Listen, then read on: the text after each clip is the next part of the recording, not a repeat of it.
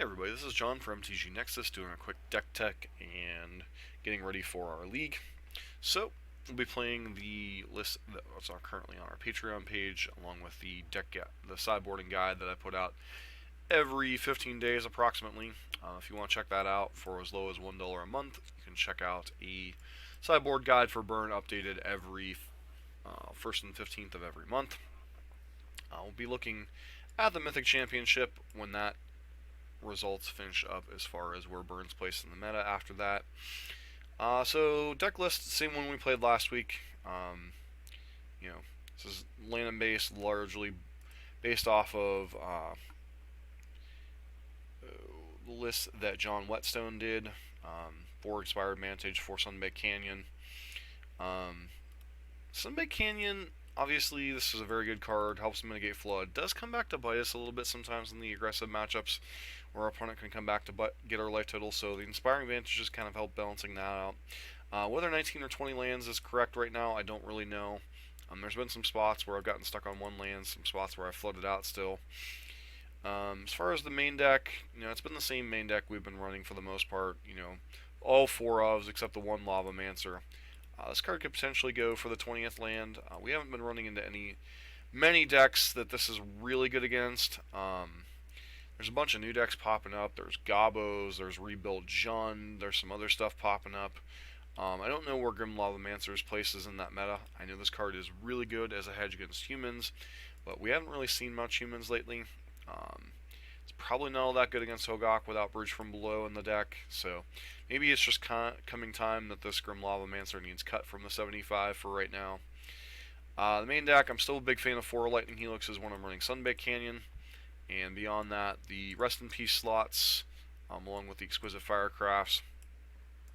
Rest in Peace is a hedge against Hogaak primarily, also against Dredge, which has not been showing up as long as the Hogaak's been kind of in the format. Firecraft was kind of my concession to losing my last couple matches to Blue-White Control. Maybe that's an over-concession. Maybe we have to go back to the Graveyard Hate. I'm not really sure yet. Smash to Smithereens is our concession to the fact that Wear Tear is not really relevant right now. There aren't too many decks running Leyline of Sanctity, or I should say there's not too many decks running Leyline of Sanctity that Wear Tear matters against. Against something like Bogles or Ad Nauseam, having 1 or 2 copies of Wear Tear is probably not enough, as they have a lot of other hate pieces, things like just the Bogles themselves with the life gain, or the Ad Nauseam has things like Angel's Grace and Phyrexian Unlife. It's just not really worth the outset, especially when we're not doing the green splash right now. Beyond that, Stirring Bloods are still solid in the meta against a lot of the creature decks, things like Spirits, Humans, Gobos are popping up, etc. 2 Skullcracks, this has been kind of a debate between a lot of people. Problem with Skullcrack is Skullcrack can be very hard to play at a time when your opponent is going to play life gain spells. People cite timely reinforcements and stuff, but with a lot of these control decks adopting 3 mana Teferi, it can be really hard to time Skullcrack with timely reinforcements, especially if they have any other early interaction. So, lots of changes going on with the format. Pay attention to the Mythic Championship this weekend. That's going to really influence the meta moving forward. I know Hogaak was a huge portion of day 1. I don't know how it's actually performing in the tournament itself. So if the deck performs really well, it's going to continue to be a large portion of the meta share. We might have to shift the deck to combat that with more Graveyard Hate. If it doesn't perform well, and things like Jund and Eldrazi Tron rise to the top, obviously there might be some other shifts to the deck. So, anyways, just doing a quick deck tech before we get into the league. As always, if you like what you're seeing on the channel, please consider subscribing, giving us a thumbs up, giving a constructive comment down below. Don't forget to check our Patreon page as we give a sideboard guide for whatever version of Burn we feel is the best build on the 1st and the 15th of every month. That is available for our Patreons at $1 a month. So, check that out if you'd like to help support the channel. As always, thank you for tuning in. This has been John for MTG Nexus. Let's get into some games. Hey everybody, this is John from MTG Nexus with some more Boros Burn. This hand's a pretty easy mulligan. This hand's a key, probably pitching one of the fetch lands, or the fetch land. I guess it's just the basic mountain we pitch here.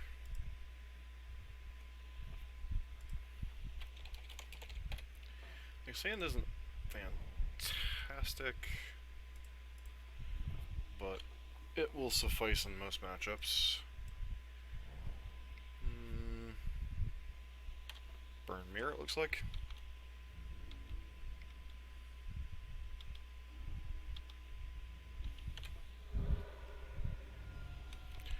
So we'll just Rift Bolt this Goblin guy here, and then play our Eidolon. Which is basic mountain. Take extra damage.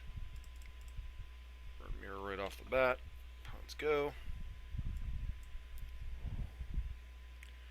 Do you have a Searing Blaze, friend?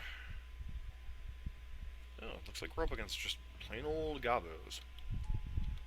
Alright, sure.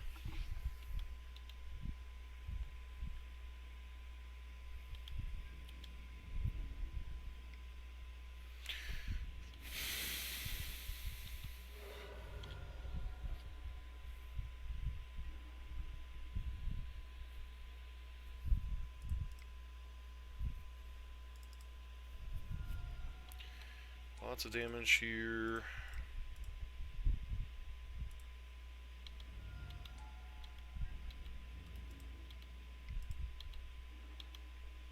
Bushwhacker.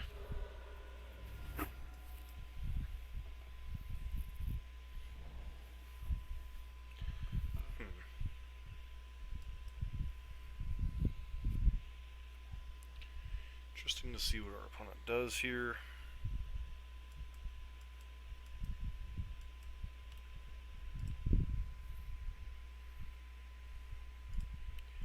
Haven't seen straight up Gobos in a little bit. I think the last time we saw Goblins was like a red-black prison style deck.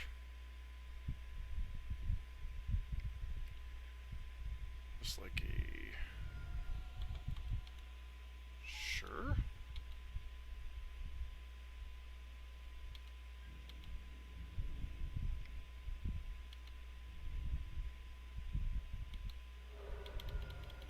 Just a 7. They're going to grenade us to put us to 1.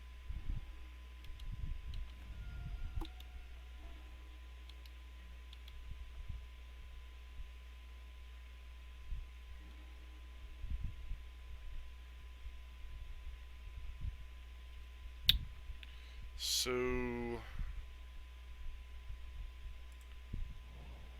can put them to 2 here, and then they can't cast anything, and they have a 1/1. Seems like that's the play.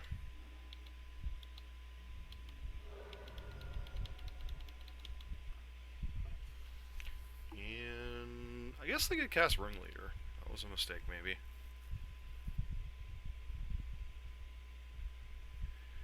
And it looks like they don't have Ringleader, so moving along. If they want the Searing Bloods,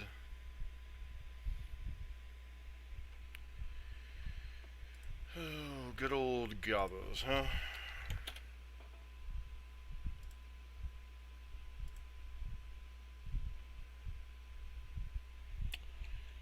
Goblin, Bushwhacker.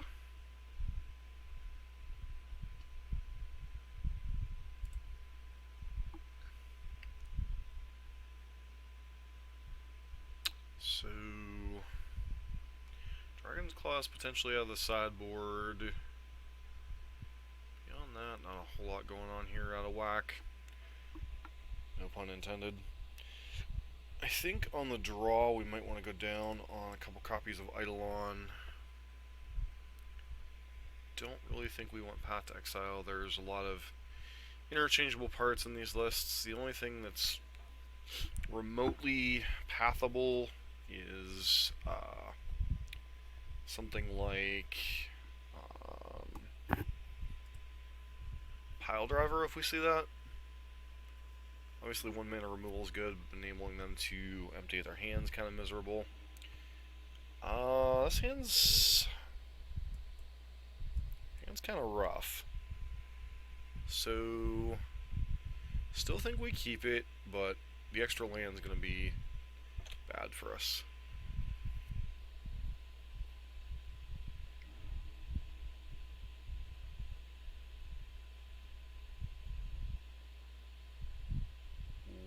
Why did they tap the mountain? I'm confused. Whatever.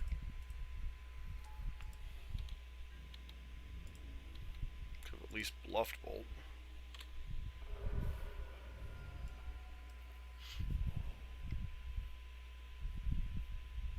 Push. Yep. That's gonna be a messy turn.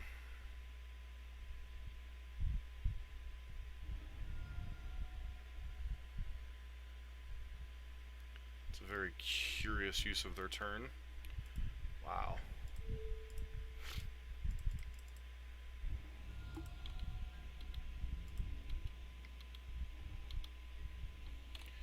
Devastating Summons is a potentially messy card.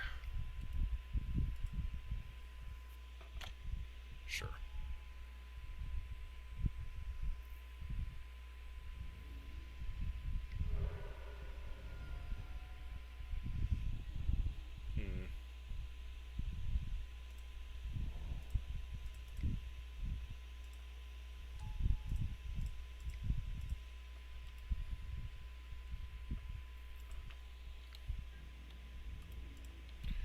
Please don't show us lands. Reality Hemorrhage.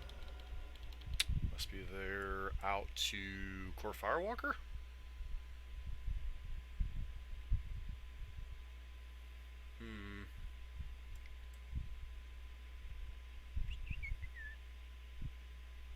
Sure. Not sure why you wouldn't use Reality Hemorrhage there.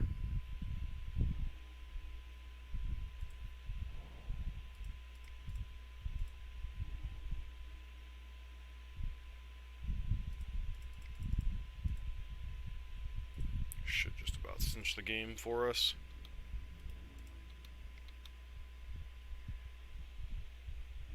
Alright, yep. Og Firebrand. Fanatical Firebrand, sorry. And opponent scooped it up right quick. So, fast, brutal match. Gobos is a pretty decent matchup for Burn. Eidolon's one of the key cards in the matchup.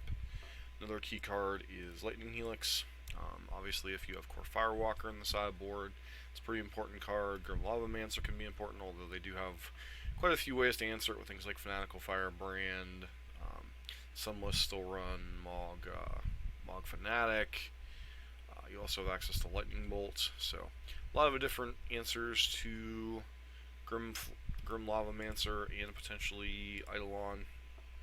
But a lot of the times, Eidolon's a key card. I usually board down this card in post-board games against any type of aggressive deck, but we've still built up by that, kind of locking them out of the game.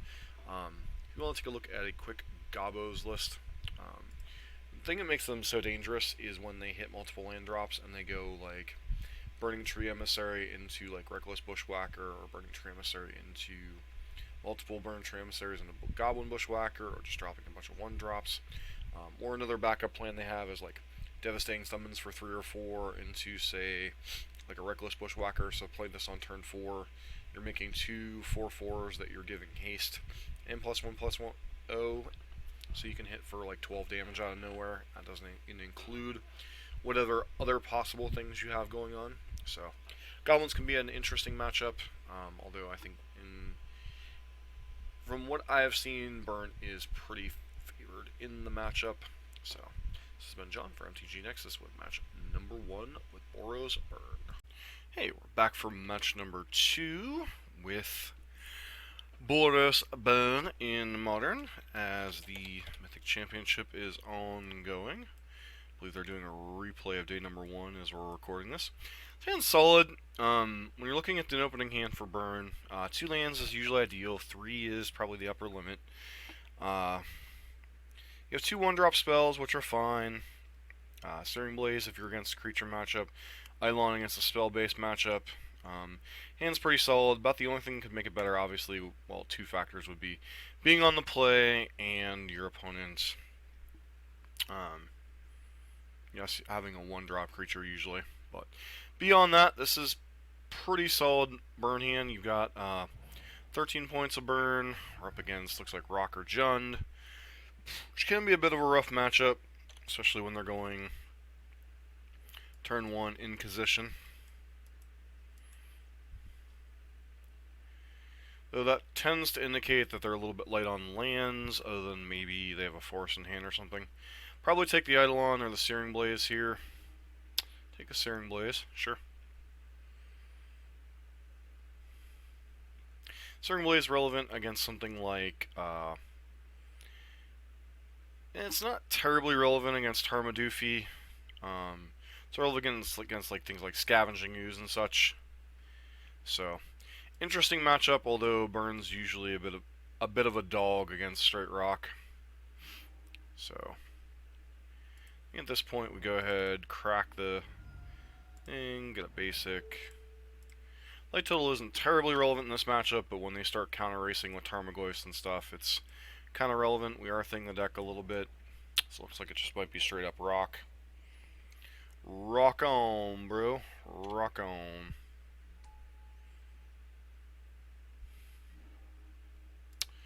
So, do this. Which means we're probably going to get Liliana here. Yep, just Fatal Push, sure. So that puts it to 14, which isn't particularly relevant.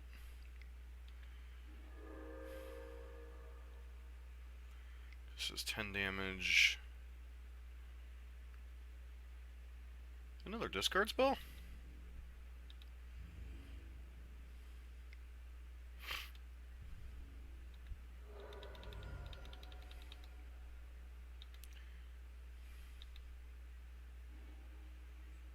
That's not a terrible draw.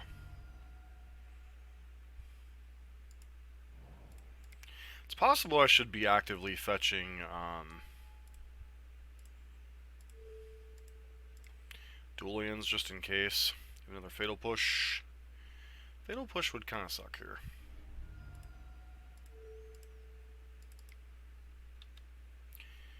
But it is entirely possible. Yep, another Fatal Push. Sure.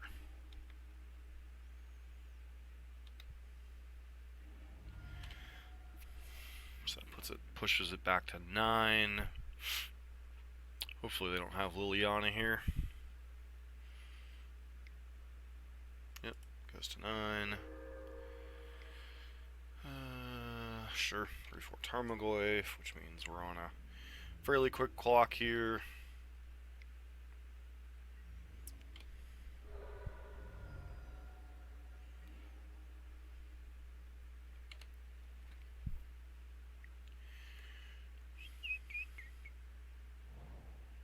Oh, so they are John. Interesting.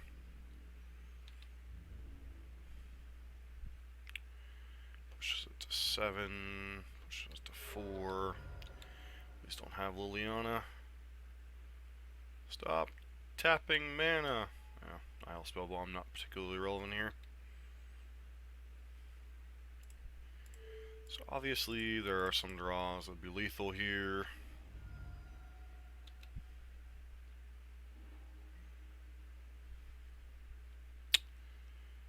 However, is not one of them. So, what all would have been lethal here? A lot of the spells in our deck. But unfortunately, that's going to be exactly lethal. Alright, so against Jund, huh?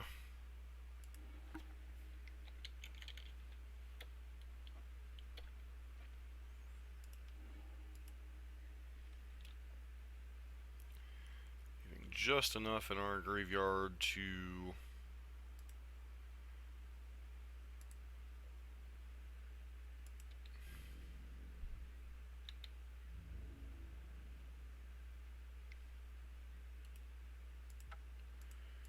Alright, they found the line. That's a shocker.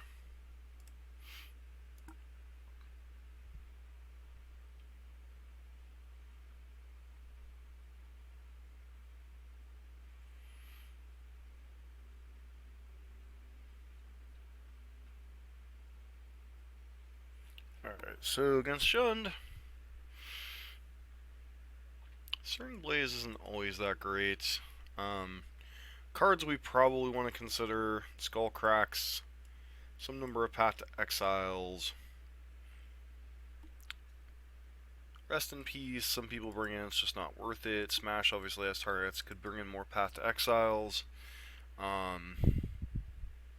So the cards I would consider boarding out are these 5. So I guess we could potentially bring in another Path to Exile. Lavamancer is just so slow to activate against them. You have so many kill spells. You really want your creatures to be affecting what they're doing. You want Path to Exile, usually you want to see a 1-of to deal with their first creature, be it a Tarmogoyf, be it a Hex Drinker, be it a... Maybe that's a reason to leave in Searing Blaze.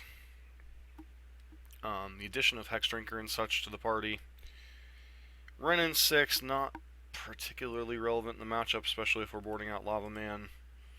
They bring in things like Collective Brutality, more copies of Scavenging Ooze if they have it. There's a whole lot of things they could be bringing in, so... This hand's pretty solid against them. So, being the fact that they are on Jund instead of Black-Green Rock, I'm going to go ahead and just lead on Basic Mountain, kind of reduce the damage we take. Black-Green Rock has access to things like, there's a discard spell, we're going to take our Swift Spear. I guess they could take Skullcrack if they're trying to set up like some type of life gain situation here. But I think Swift Spear is the most damaging to them. Yeah, looks like they agree.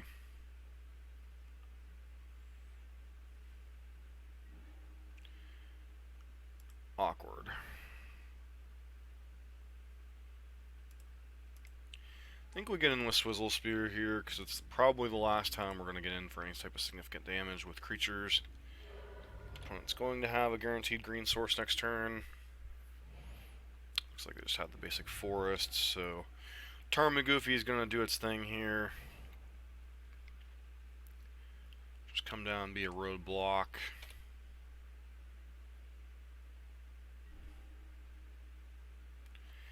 Land doesn't do a ton for us here other than keep us from taking some damage, I guess. Just push in max damage here. Inquisition's annoying. They block here. That's fine. I'm leaving Tarmogoyf on the board. We're at the point where I think we're just trying to kill our opponent. We're not actually going to be able to deal significant chunks of stuff to them. Sure. You know what our hand is anyway. The Helix and the Skullcrack. We know they have at least an Overgrown Tomb in hand.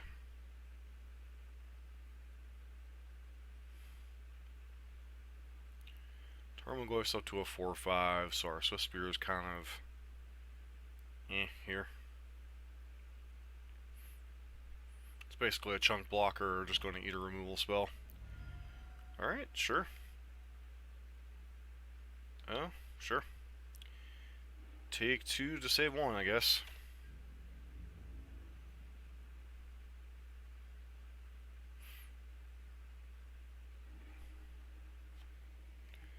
That's moderately annoying.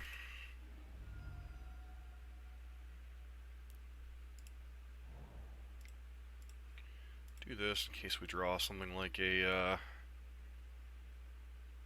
I mean, Eidolon's not great here, but at least it's something, I suppose. I was doing that in case we draw like a Path to Exile or something here.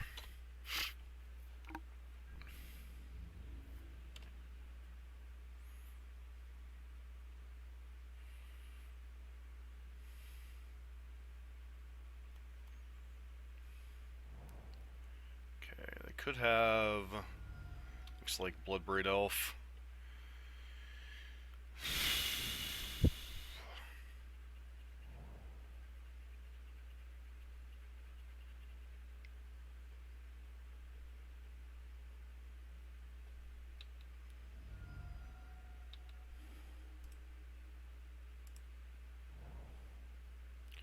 Interesting that they would... Alright, so there is 1, 2...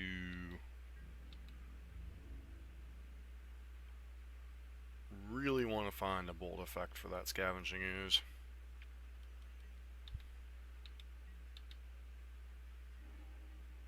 That is not great, but at least it's a redraw. Goblin Guide isn't particularly good here. We still play it out anyway, but we're in some trouble because our opponent has access to 1, 2, 3 cards in graveyard.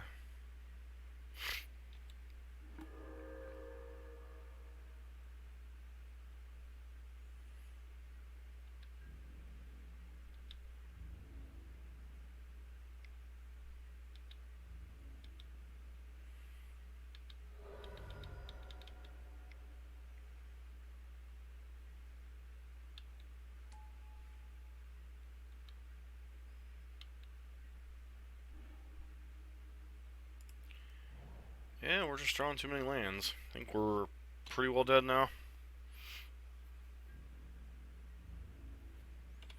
One has 1 card in hand.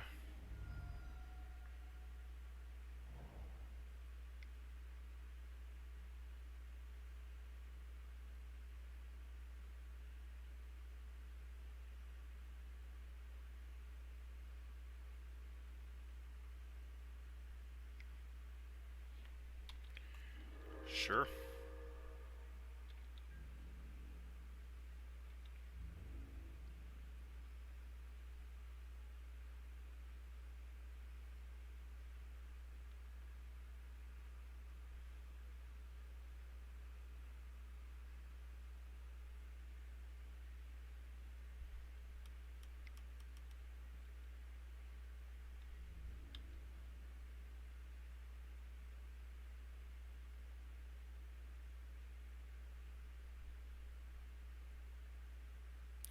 Problem is if you eat the...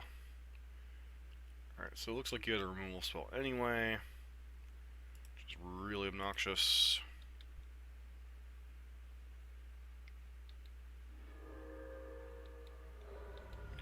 There's no single draw that gets us out of this.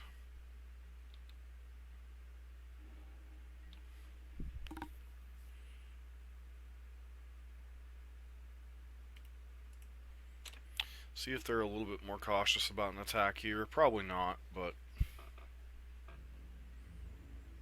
only 1 other creature in the yard.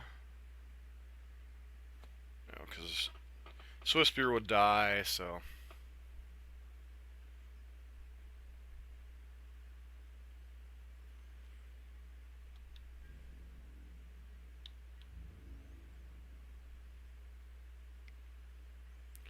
Nope, not even playing around something like Path to Exile. Fair enough. That's it for match number 2. Black-Green X decks doing what Black-Green X decks do. Hey, we're back for match number 3. And it's fairly solid. A little bit painful, though, so hopefully... Looks like we're...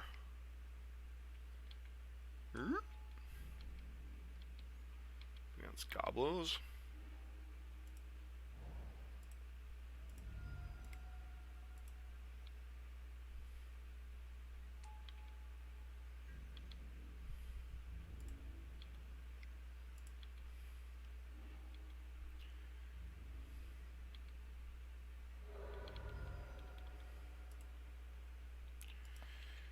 MTG.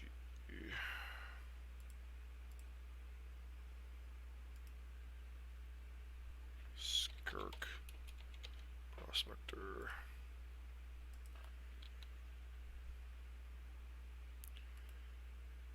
Number of goblins you control. Sure.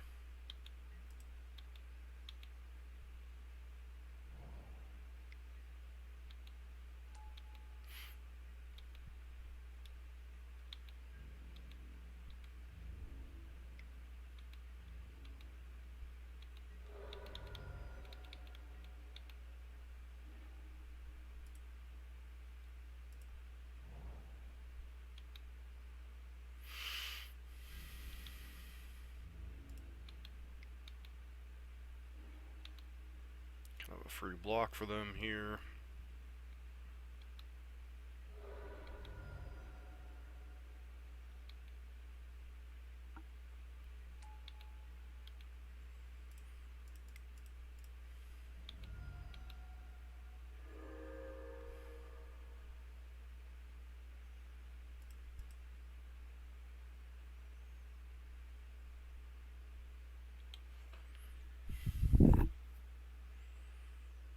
Very, very painful hand, unfortunately. Our opponent has to decide how they want to progress in this game.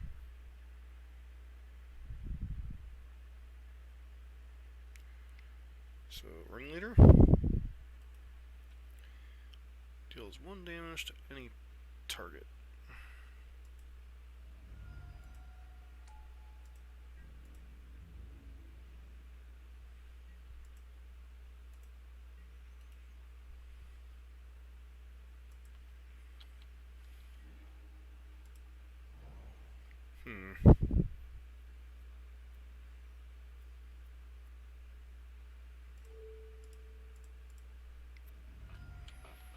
Very painful.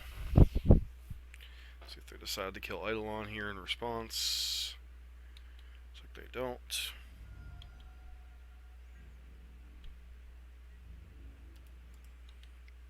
Actually, I'm cool with this if they want to try to double block their way to victory here.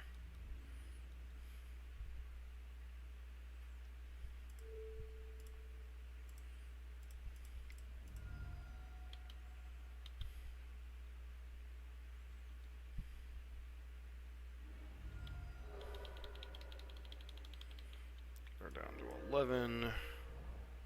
Missions Expert will take care of that, which I think I'm ultimately fine with.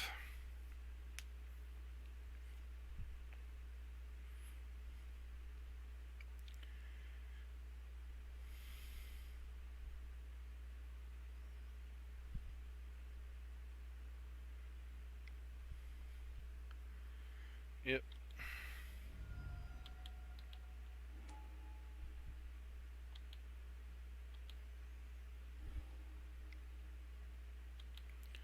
Their Prospector.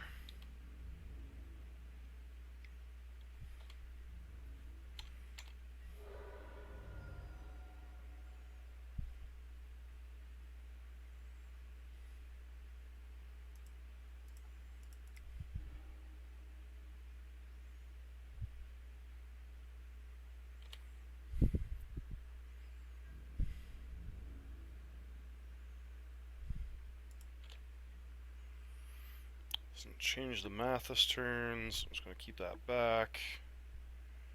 Don't want to die to something stupid here. Field of Ruins, whatever.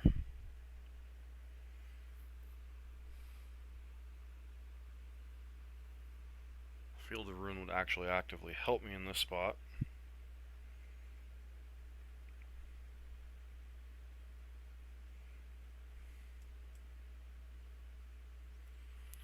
Very close game.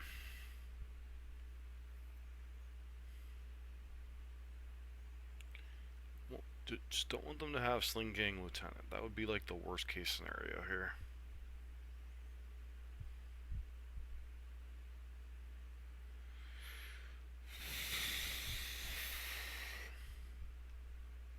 Sure.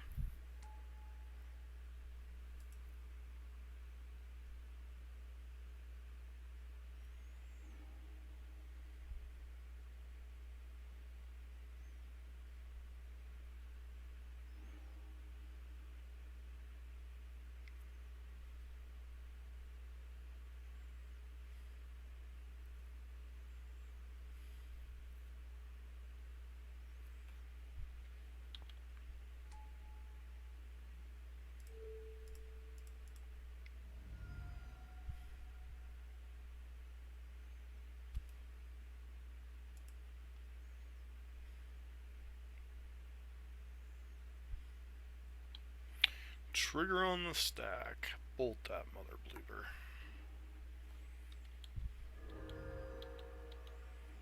Sure. Get a bunch of 1/1s. Now you have, what, Ringleader in hand?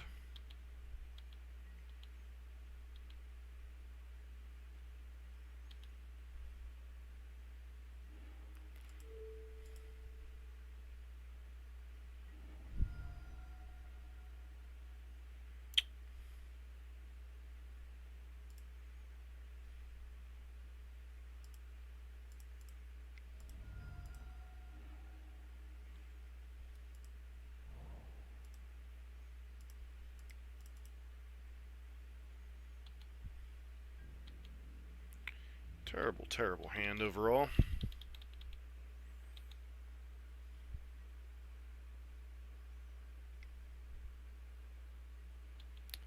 So Ringleader, which they take no damage from. They get War Chief, War Marshal, and Tarfire.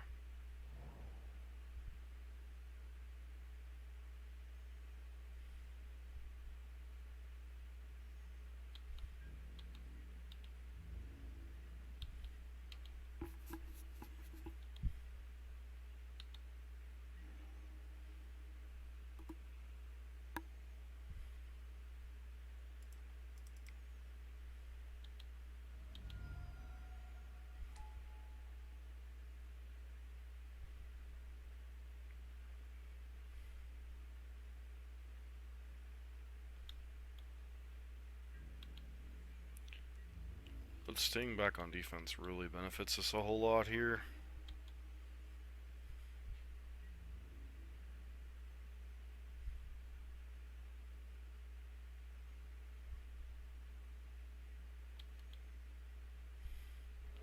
Should have played the spell pre-combat, I guess.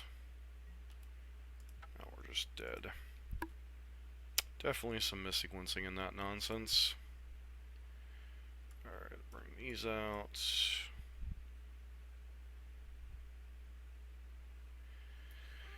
What a goofy set of stuff they've got in these decks.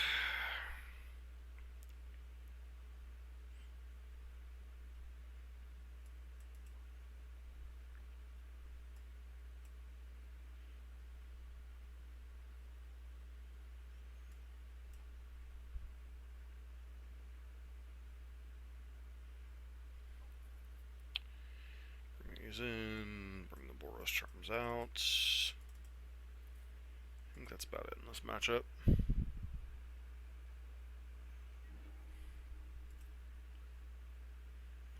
Wow, that's a mulligan.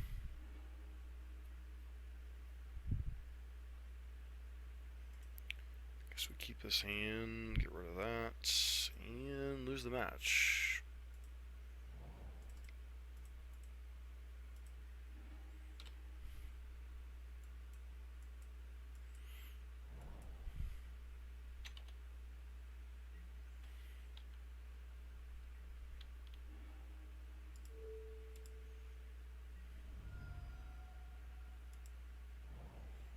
Last turn.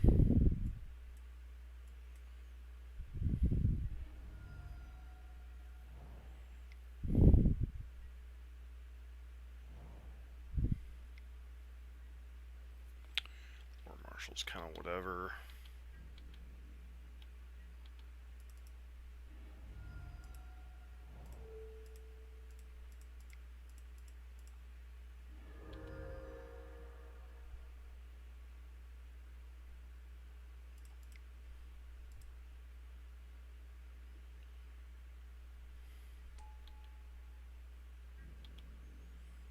I was just going to get a free chump block out of this and a scry. Oh no, just a land period.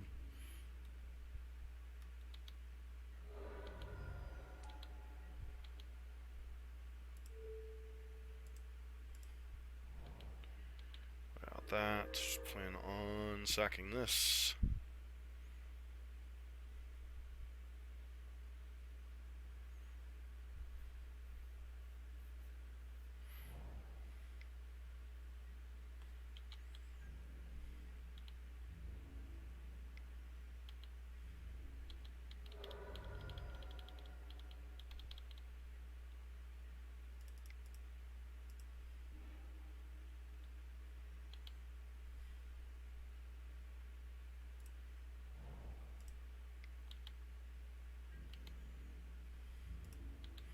Tarfire here?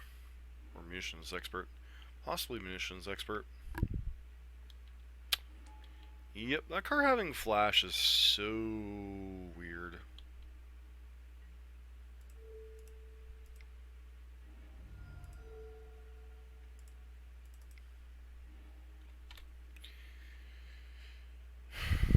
They have Earwig Squad or whatever that stupid Sling Lieutenant.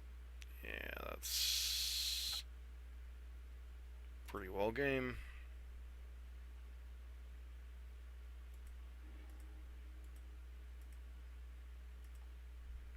Alright, we're off to a 1 and 2 start. Not so hot so far. Be back in a bit for match number 4. Hey, we're back for match number 4. These are the hands that I don't like as a burn player.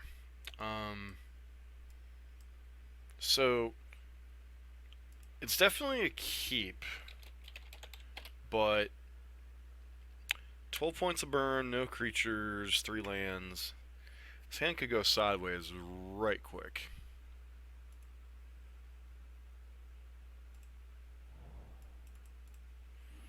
Fetch to thin a little bit, do this thing, go.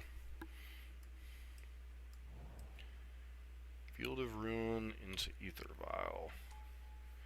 Okay. So some type of...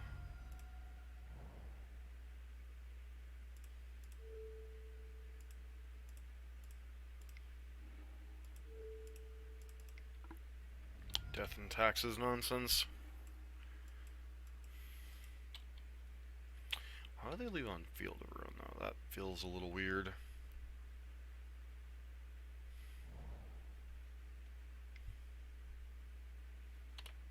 Gobos again? Man, what a weird league.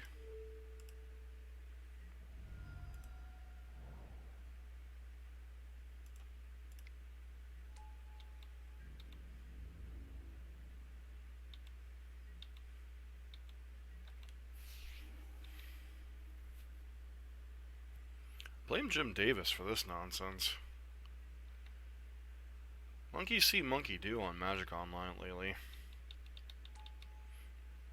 First wave after wave of Hogaak, now wave after wave of Gobos.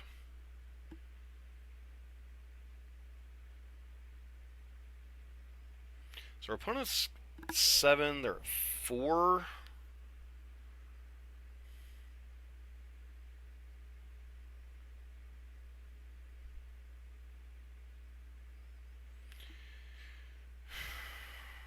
I guess another Boros Charm is just lethal here. Like that stupid Sling Gang Lieutenant's just so... Sure?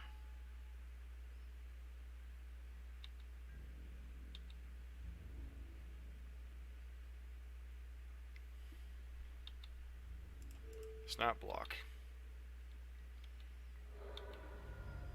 Want to shoot at that? Go right ahead.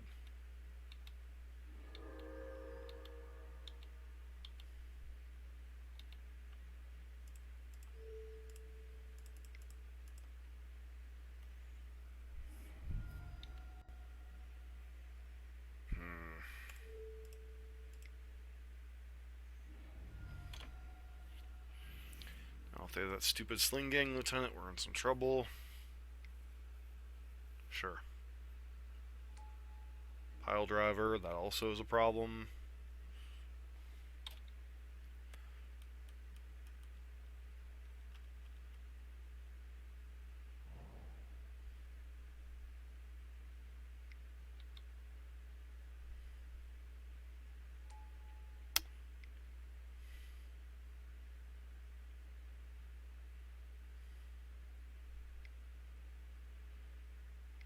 Yep. Basically means we're dead here. It's a boatload of damage plus the ability to gain a boatload of life. I'm beginning to think this is a terrible matchup for Burn. Bring in the Skull Cracks. Actually, do I bring in the Skull Cracks?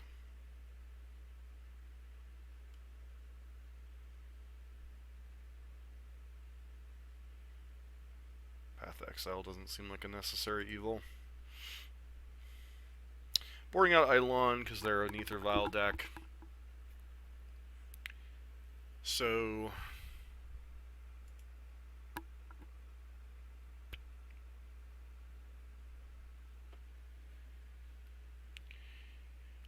I blame Jim Davis for this abomination all of a sudden being played by, like, everybody on Magic Online tonight, because he had a deck tech with it on the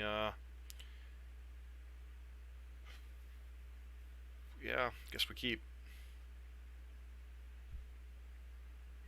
Certainly mulligan.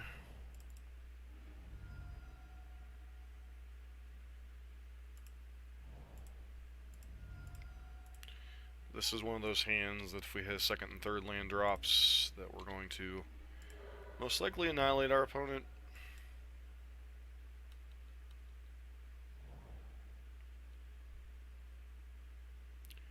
An Ether Vial? Yep. However, we don't hit a second land drop, so...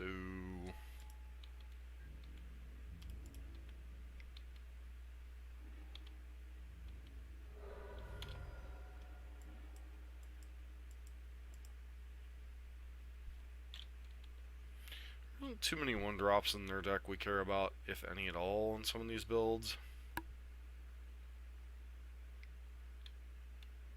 Okay.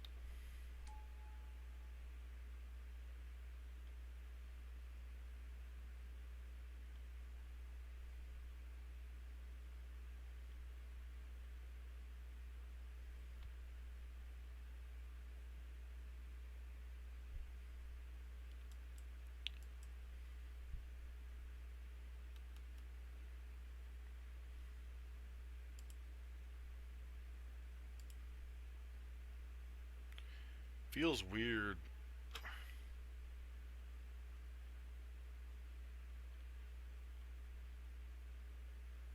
Yeah, you can't undo the War Marshal part, friend. Okay.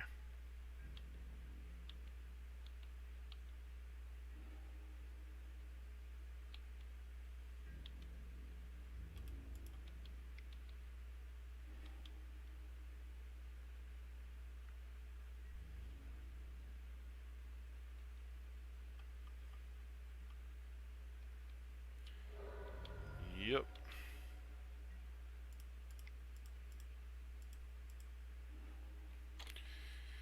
If they have Sling Gang Commander here, we're just pretty much dead.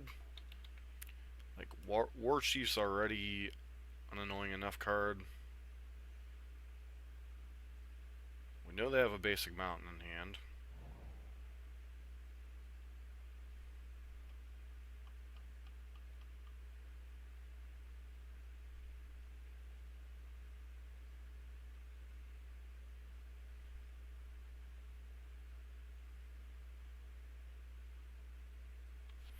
So we're able to beat the normal version of Gobos pretty easily.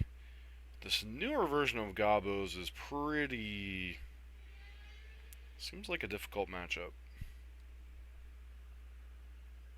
Like, I'm not even sure how to begin attacking it outside of something like Anger of the Gods. But even then, Sling Gang Commander just kind of wrecks that.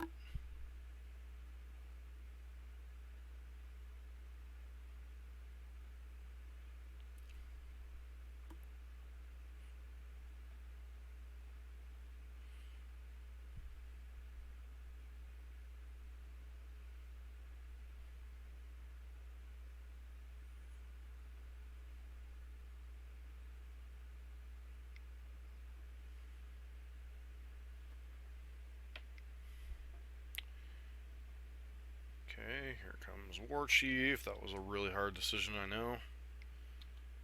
Pile Driver? Yep.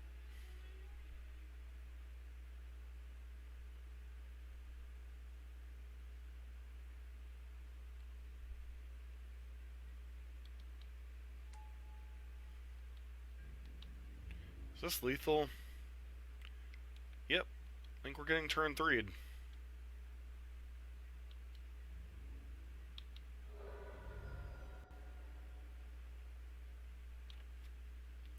So we just got turn 3'd. Cool. Back in a bit with our 5th and final match. Okay, we're back for our 5th and final match. This hand's pretty solid. Definitely a keep. One of the better burn starting hands. 1-drop into 1-drop plus spell. Couple copies of Searing Blaze here is a reason to hold on to our fetch lands.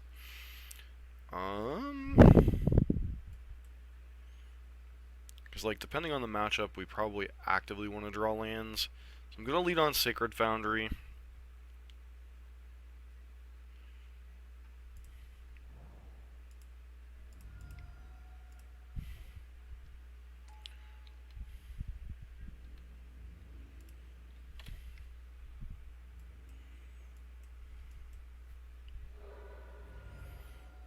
Is on 6. Yeah. Alright, so Izzet Phoenix most likely.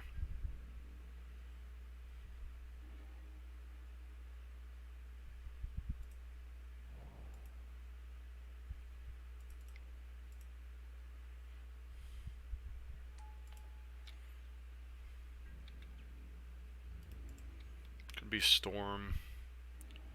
See if our opponent fetches. Yeah, looks like they're going to fetch to bold here.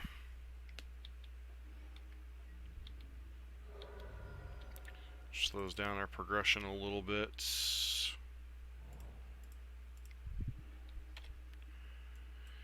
Want to draw lands.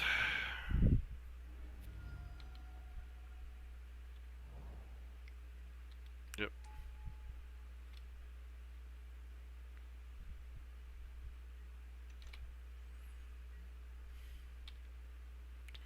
Let's go face with this.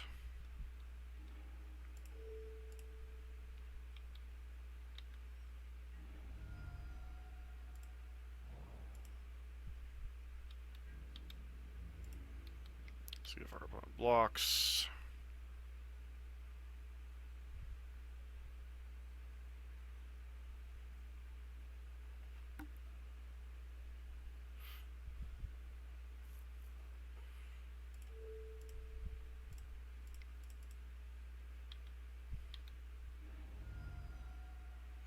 So I can kill this, or I can put them to bolt, would put them to 7, that would put them to dead to a bolt effect.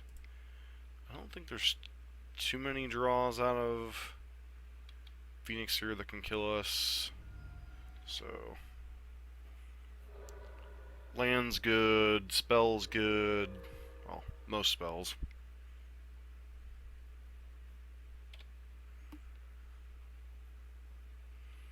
I mean, there is some combination of draws that could kill us from here.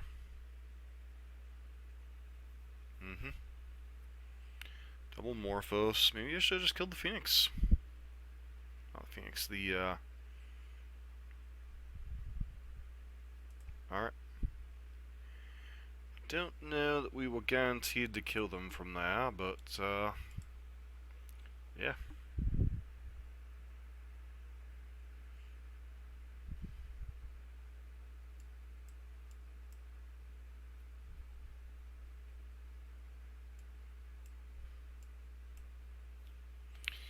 So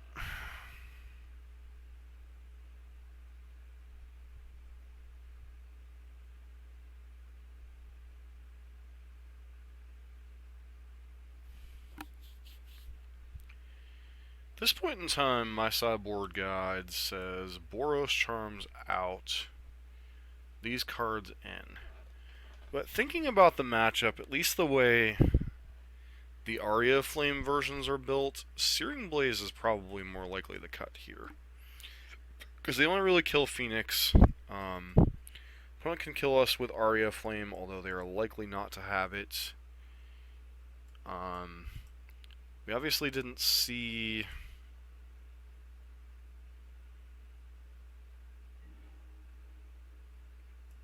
Yeah, this hand's pretty solid. Swift Spear into Eidolon is generally pretty reasonable against their game plan.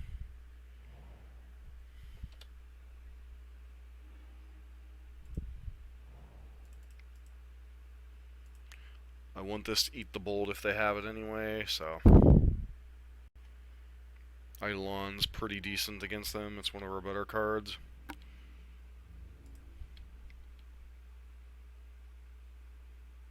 Why do people wait that long to bolt the Eidolon there? Never have quite understood that, or bolt the Swift Spear.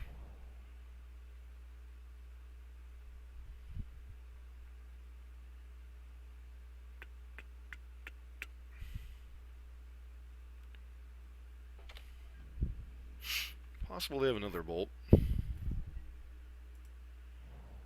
Do I try to bait it out with a Goblin Guide?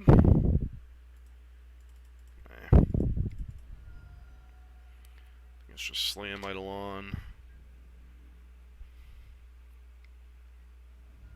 Raid, sure. It's possible I was supposed to try to bait it out there.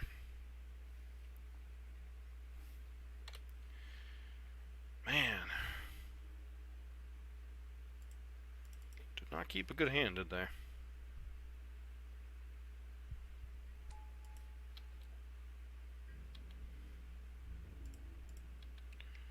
We have a third removal spell. There's an Arclight Phoenix. Holy crap, that one actually connected.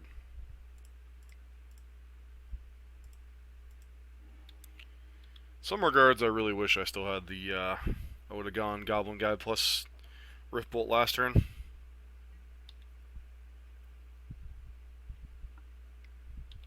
Sure. Means I could be bringing back an Arclight Phoenix next turn.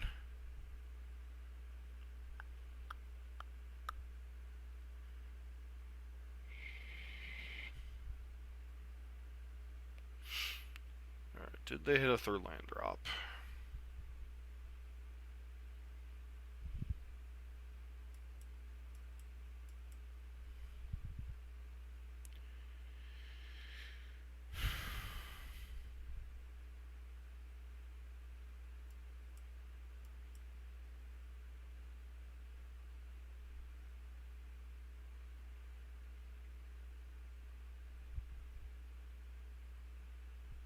Lots of thinking over there.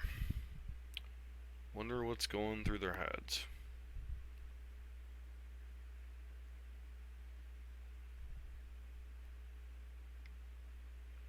Serum Visions? Sure.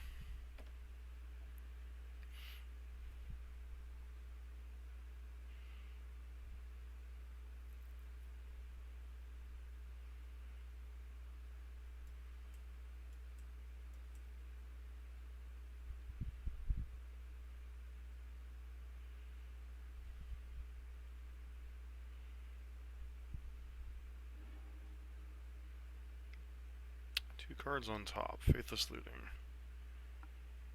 Alright.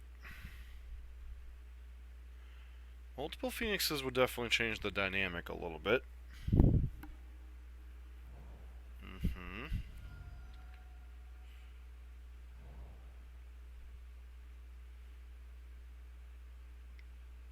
Sure. Are we going to be able to erase this combination of stuff? I don't know.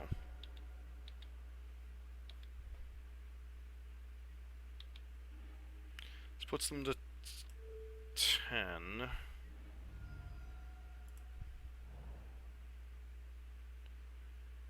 9. I guess we're dead to double bolt no matter what, so pass turn.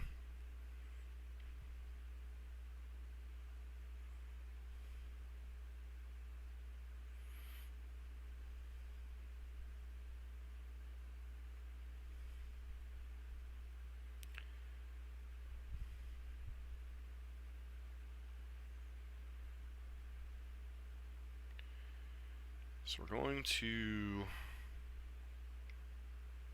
dig in the ice is fine. Ish.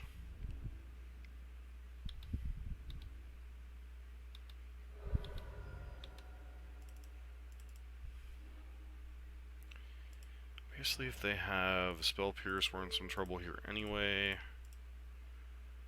Please don't have Spell Pierce. Please don't have Spell Pierce. Of course you have Spell Pierce. Because why wouldn't you, right?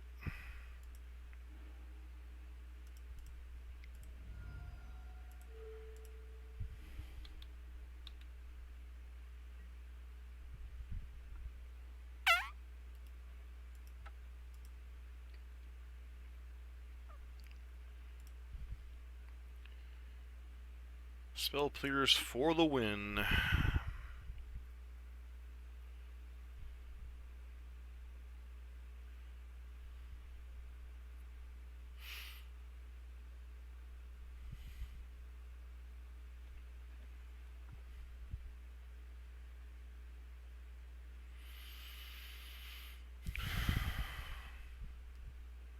It's possible we still want Searing Blaze.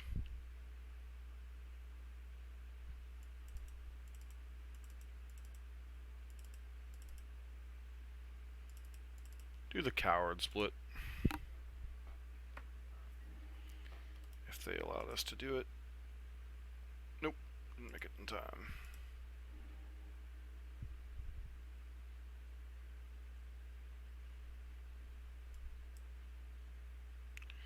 This hand isn't great, but I still think we keep it.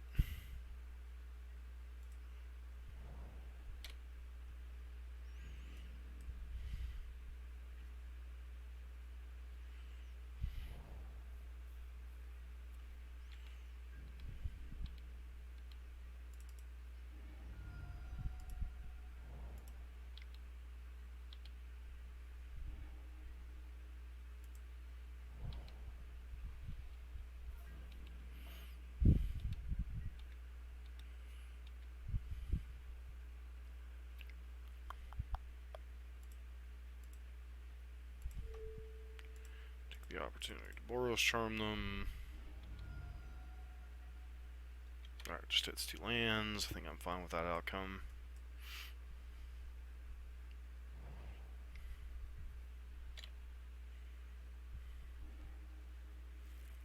Huh. Well...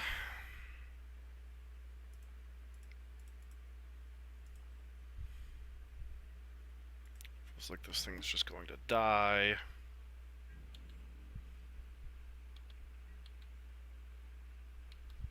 Gotta have a bolt, right? Yep.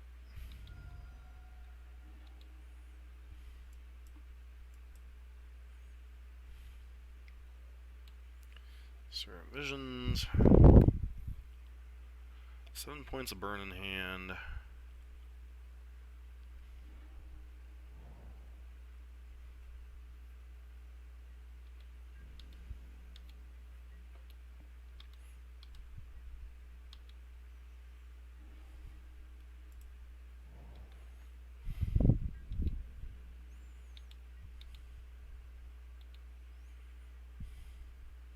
No fetch, that's interesting.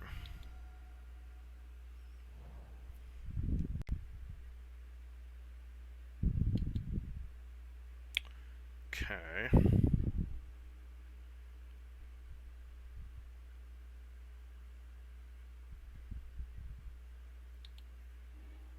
No Phoenixes so far. Faithless Looting. See if they pitch a Phoenix or 2 here.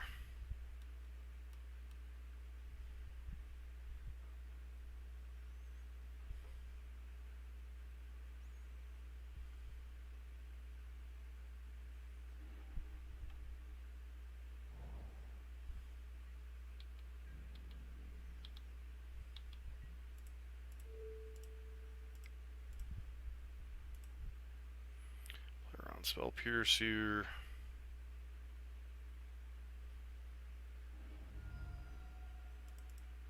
Use this to crack this.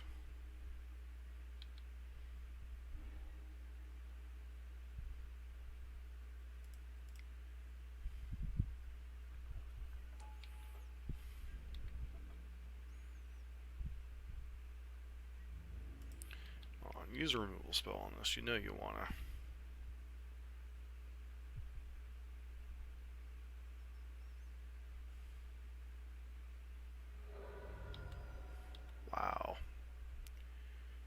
Showing the patience.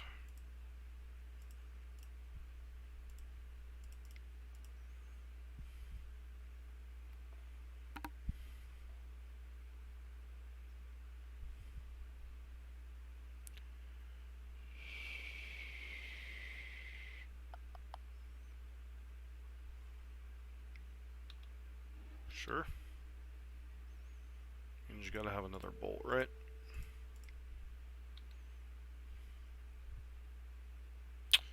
Well, spell's pure stat's gonna cost you 2.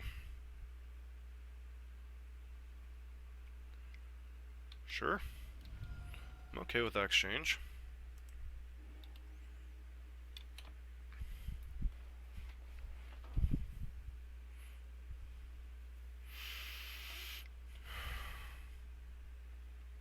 Go to 4.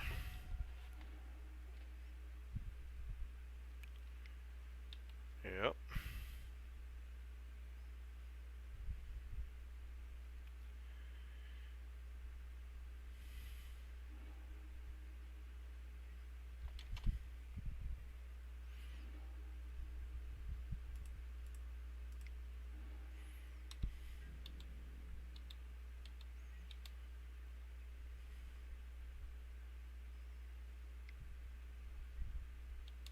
Sure.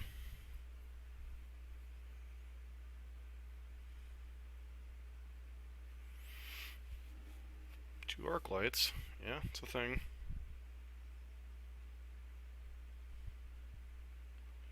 Can you get them back is the question mark, though.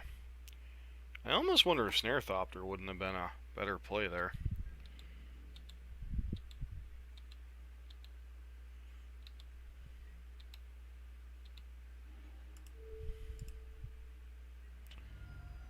Alright, I mean, I guess we play out a land here.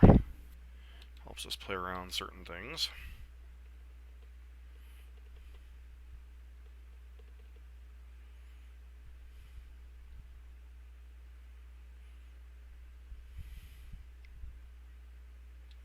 Sure, probably means those are coming back this turn.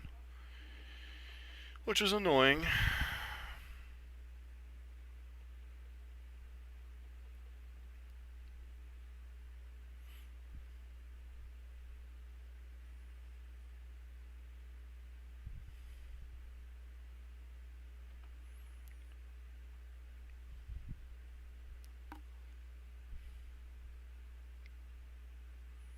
Feels like Faithless Looting flashback.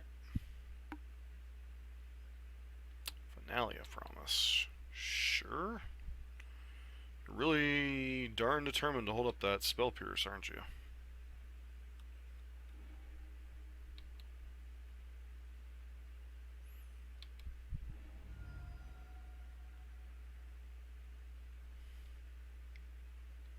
Another looting. Please don't tell me you found a 3rd Phoenix. You did not.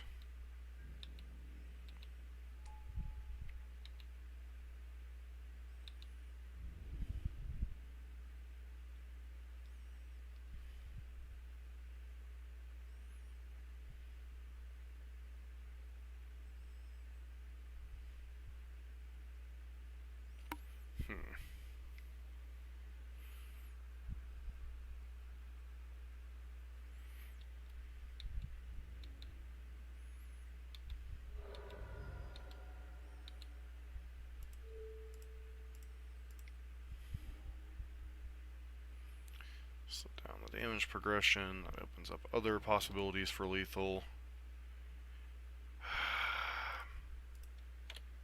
Come on, deck, seriously.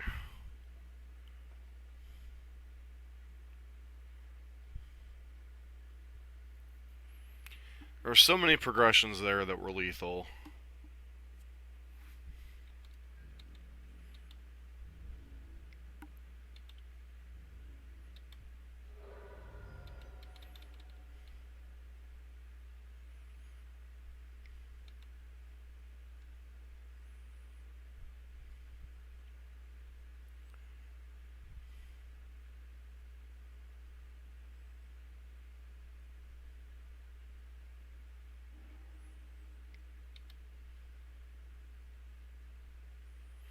I don't know why you wouldn't play these pre-combat.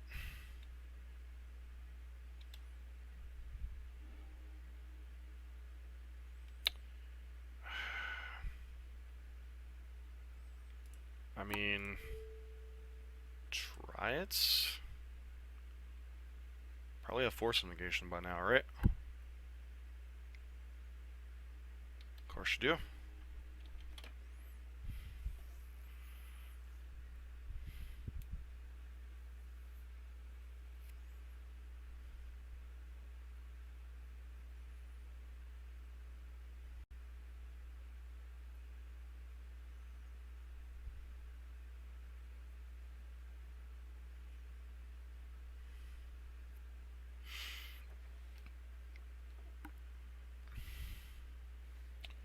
Thing in the ice, not particularly relevant here. Even if you flip it, it's not like you can give it haste, fortunately.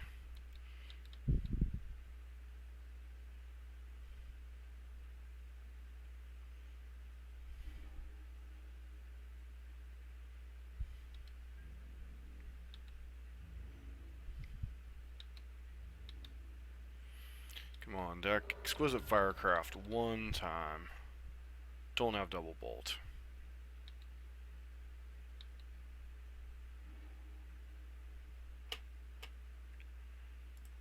Well, I mean, we know they won't be casting any more spells, but then again, this locks us too.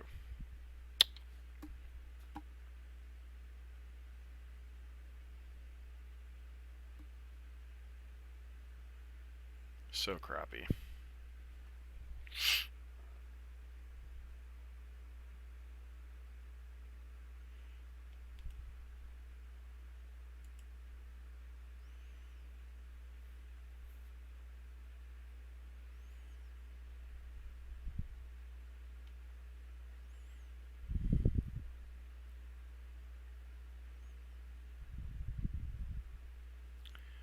Probably wondering if our last card in hand is a spell. It's not. It's a land, so we're dead.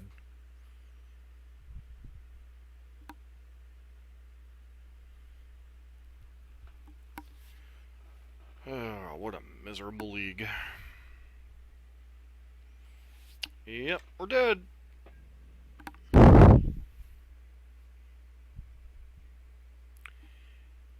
And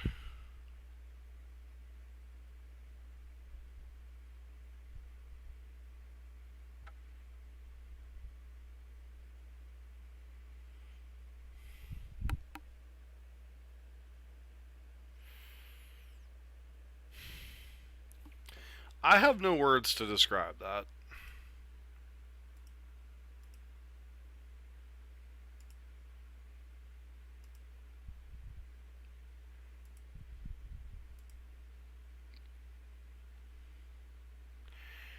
We were dead to the Phoenix, locked out from casting spells. Probably shouldn't even have cast Eidolon. My opponent immediately cast a lethal Eidolon into the... or lethal thing in the ice into the Eidolon. Okay. Anyways, we'll be back with a wrap-up here in 1 minute. So, been a weird night. Beat regular Gabo, or beat mono red Gabos. We beat Izzet Phoenix because our opponent punted. Got steamrolled by Jund and the newer Goblins lists because they're playing a card that allows them to gain life. We also got turn 3'd by the new Goblins decks. Card in question is Sling Gang Commander. I know there were some misplays somewhere in the one game one against one of the two red-black Gabos decks. That's a matchup that I will honestly have to see more of to try to figure out, but it was certainly interesting. It looks like they might be slightly favored against us, or heavily favored, kind of hard to say. They're a creature deck that's kind of a control deck. They play to the board, they do a lot of damage, they can do a lot of damage out of nowhere with pile drivers. Don't think there's a concrete list yet right now. Jund can go both ways. I think Jund's New tools don't greatly impact the matchup, but the combination of discard spells and the Tarmogoyfs and Scavenging Oozes, and us top decking like crap, usually leads to a pretty savage beating by green-black X decks. It's a strategy that's green-black rocks performed pretty well against us, and the fact that our opponent wasn't taking much damage off their mana base, despite being a 3-color deck, also didn't play into our favor. I'll have to go back and rewatch those matches, but I don't think there was anything truly egregious in the Jund matchup. I think we just got hit with some unfortunate draws, and pretty good draws on their part, especially multiple Scavenging Oozes in at least one of the games. With the ability to potentially burn our opponent out, but Scavenging Ooze pulls them out of that. Tarmogoyf closes the game really quickly, especially against Burn. So overall, I don't think really we can take away a whole lot from this league, other than gotta figure out the tools of the Goblin matchup. Might see me actually play the Gobos deck to try to get a handle on things. The meta is going kind of crazy right now. If you look at the Mythic Championship meta, there's a whole bunch of Hogaak, a whole bunch of Izzet Phoenix, some Humans decks, some other stuff. Burn's in a weird place right now. Eldrazi-chan and Jund climbing to the top of the ranks are not necessarily good for Burn. Hogaak's a matchup that if we dedicate enough sideboard slots, we can beat. Izzet Phoenix, we're slightly favored at least, although that matchup was crazy close, and our opponent literally punting, letting us win in the game. That's why people always bang into me, always play till the game's over. People make mistakes, it happens. Not sure about the whole Izzet Phoenix thing now. With previously I'd just been cutting Boros Charms, now I'm beginning to wonder if Searing Blaze is the cut. Kills Phoenix, gives us a little bit of tempo regards there, doesn't really interact with Thing in the Ice particularly favorably because they're generally not blocking into 3 damage effects. I have seen certain streamers and such, like Day 2 Dryden's, like putting a copy of Fry in his sideboard. Running Volley is also another card that could potentially see play there. As far as the configuration, Smash, didn't really see anything in which Smash was relevant. We're not sure if Graveyard Hate's going to have to stay at 3 or 5. It really depends on how Hogaak probably does this weekend. 4 Path to Exile, we didn't see any Humans lists. I'm not sure how relevant this is against Gobos. Searing Blood's fine, we never really saw it. Skullcrack, it's fine against the Slinging Lieutenant, but beyond that, I don't know, man. There's a lot of moving, shifting in the meta right now. It's really kind of hard to lock down what the proper configuration of Burn is, other than just playing the stock Burn list and kind of tweaking your sideboard slots as you see fit in your local meta.